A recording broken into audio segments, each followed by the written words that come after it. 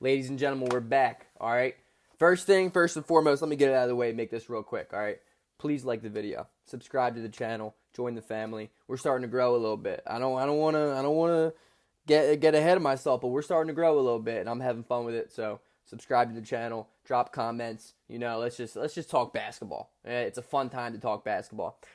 This video today simply is put the NBA draft predictions for myself. I'm not going to be doing a mock draft right now. It's too early for me. I usually like to wait 2 weeks prior to the draft, then shoot out my mock drafts. All right, so they will be coming.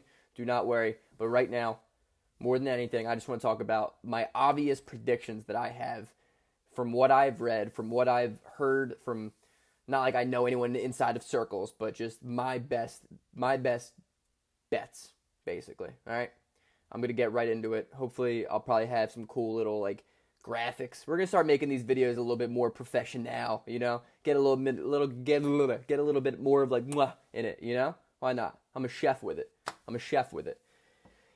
First of all, I think it's becoming so freaking obvious that number 1 pick, that number 2 pick, they're not going to be drafted. They're not going to be selected. They're not going to be used by the Minnesota Timberwolves and the Golden State Warriors, respectively. It's not happening. I have never seen a draft like the 2020 draft in my life. I've never seen a draft like the 2020 draft where I think there's going to be more trades this draft than any other draft ever. And dude, every second round pick gets traded every year. That's just 30 trades. And I'm thinking there's going to be more this year.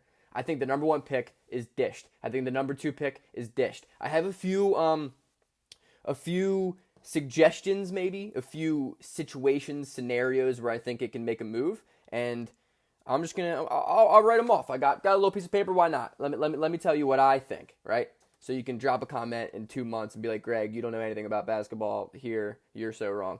I think the number 1 pick's getting traded, and I think the New York Knicks love LaMelo Ball, right? I think they've made that pretty clear. But I will also be talking about the Knicks a little bit later on in this draft. But I think there is a situation, there is a scenario somewhere out there that the Knicks mustered up the courage to trade R.J. Barrett and the number 8th pick for that number 1 pick. I can see that happening, right? I can see the Knicks trading up in a draft where there's no clear number 1 to finally get the number 1 pick and just do something stupid with it. I think LaMelo Ball is a good player, right? Don't get me wrong. But, again, I don't think this draft has star potential. I don't. I think it's deep. I think it has a lot of good role players, a lot of good 3-and-D dudes, but I don't see this draft being that top dude, that Zion Williamson, that Ben Simmons, that Karl Anthony Towns. We don't have that this year, and that's not a bad thing. I think it's going to be interesting. It's going to be a lot of fun. But so R.J. Barrett and the number 8th pick for the first pick in the draft. I can see that happening on both sides. Maybe not the best pick for Minnesota, but they still get a top 10 pick. And R.J. Barrett, who was crazy inefficient last year, but he was on a team that, dude, no one can score, right? And he was a number 1 option on a team that was just not good. I mean, him and Julius Randle, but, And why not add another lefty to D'Angelo Russell? That'd be fun. Cool. All right. The Indiana Pacers will trade Victor Oladipo and Emmett Sumner. That's a fun name to say. Emmett Sumner. Just say it. Sumner. It's like, oh, what's your favorite season? Sumner. I don't know, whatever. To Minnesota for the number 1 pick and Jarrett Culver. Now, this is a much more realistic pick or trade for me in Minnesota's eyes because you get that 3rd star, right? Oladipo is not what he used to be, but Minnesota's dumb enough to think that they can win now. And so, D'Angelo Russell, Victor Oladipo, and Karl Anthony Towns, barring injuries, that's probably a 7 seed, an 8 seed in the West, maybe. And they're content with that, so I don't know. And Emmett Sumner, Emmett Sumner can, pop a little bit from beyond the arc. Why not? Add him to the bunch. And Jarrett Culver, the number 1 pick.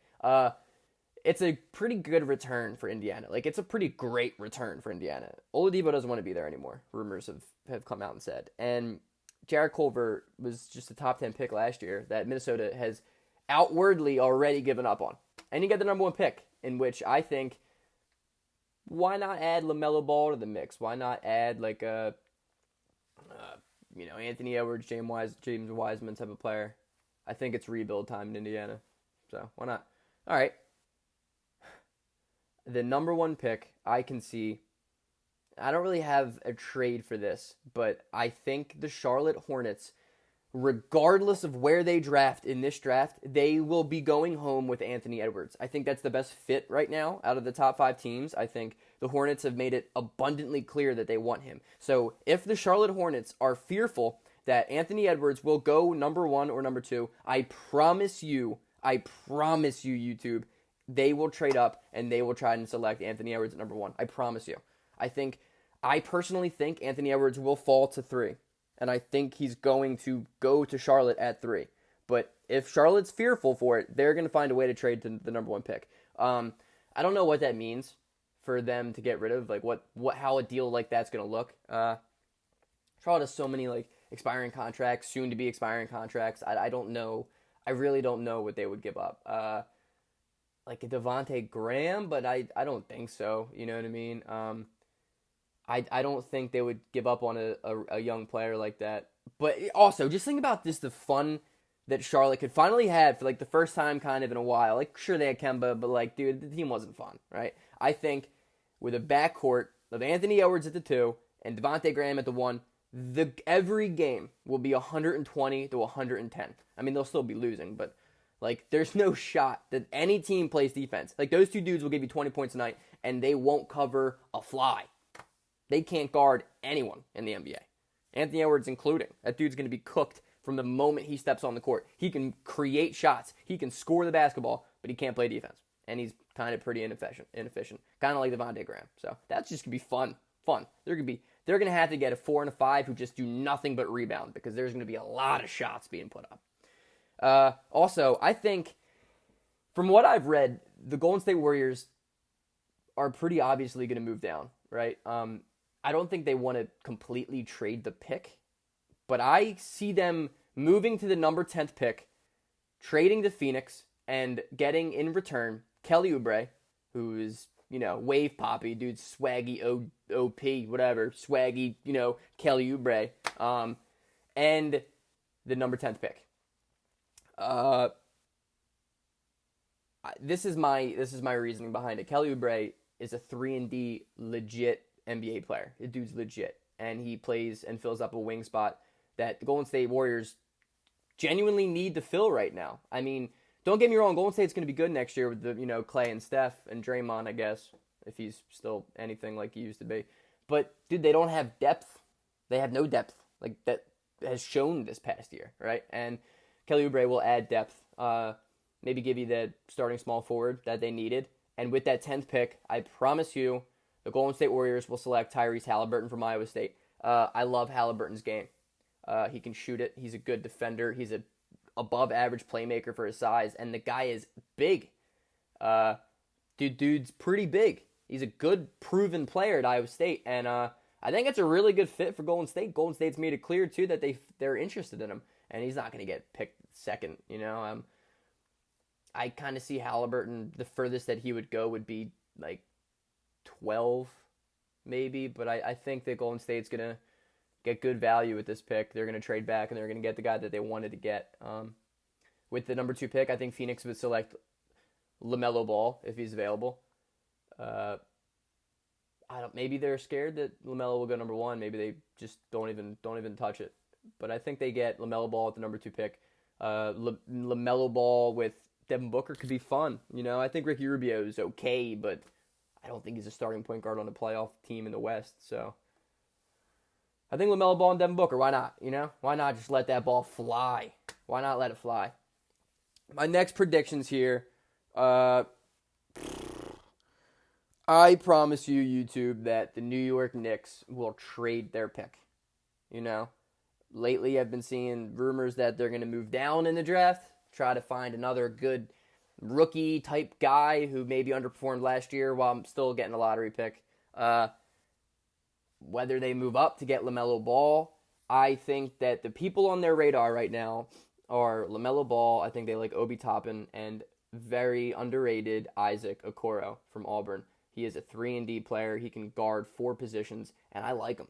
I think he's going to be one of the dudes that kind of fly up the radar at the last second. That's why I'm waiting on my mock draft so I don't look like a total idiot. I think he's going to be one of those dudes that's going to be pretty good immediately in the NBA that people just haven't really talked about. I don't think he's going to be a star by any means, right? But I do see him being an NBA contributor immediately. I think he's going to be good, and I think New York sees that, which is strange because New York sees nothing except L's for the last, 30 years. So, what do they know? Clearly nothing. If they like a prospect, it's probably bad news for that prospect.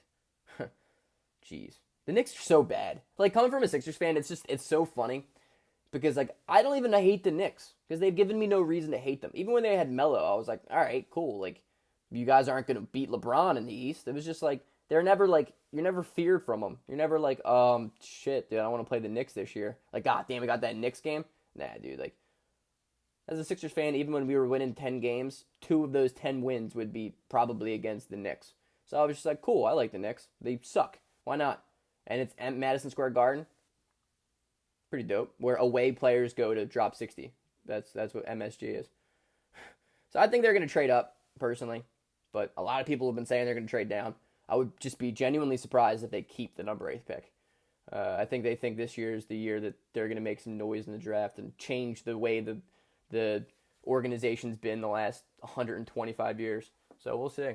And my last, not prediction, but just hopeful move. I hope the Sixers trade the 21st pick. I hope the Sixers trade the 21st pick with Al Horford. Package those 2 bad boys together. Get me Buddy healed. Because here on out, every YouTube video I'm going to be putting out is, dude, all I want is Buddy freaking healed. Peace, people. Don't forget to subscribe, do all your little whatever the heck YouTube is. Get me in that algorithm. I don't know, math. I was a 2.9 student in college. Peace, ladies and gentlemen.